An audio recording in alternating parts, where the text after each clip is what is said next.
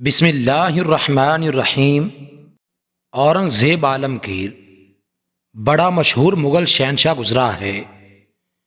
ایک مرتبہ ایک ایرانی شہزادہ اسے ملنے کے لیے آیا۔ بادشاہ نے اسے رات کو سلانے کا بندوبست اس کمرے میں کرایا جو اس کی اپنی خوابگاہ سے منسلک تھا۔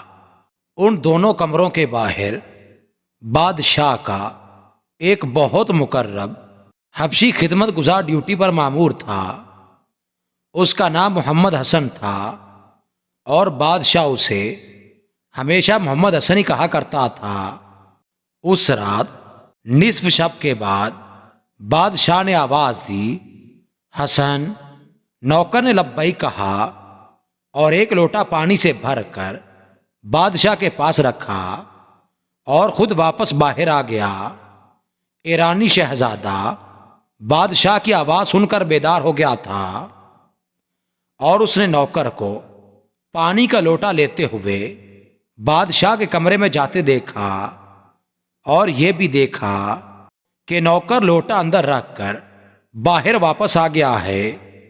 اسے کچھ فکر لاحق ہو گئی کہ بادشاہ نے تو نوکر کو آواز دی تھی اور نوکر پانی کا لوٹا اس کے پاس رکھ کر واپس چلا گیا ہے۔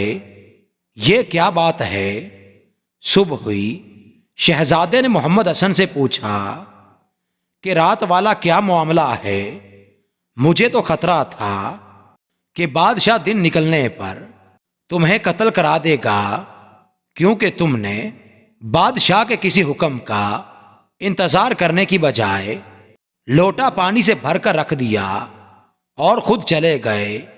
نوکر نے کہا، عالی جا، ہمارے بادشاہ حضور اکرم صلی اللہ علیہ وآلہ وسلم کا اسم گرامی بغیر وضو نہیں لیتے۔ جب انہوں نے مجھے حسن کہہ کر پکارا تو میں سمجھ گیا کہ ان کا وضو نہیں ہے، ورنہ یہ مجھے محمد حسن کہہ کر پکارتے۔ اس لیے میں نے پانی کا لوٹا رکھ دیا تاکہ وہ وضو کر لیں۔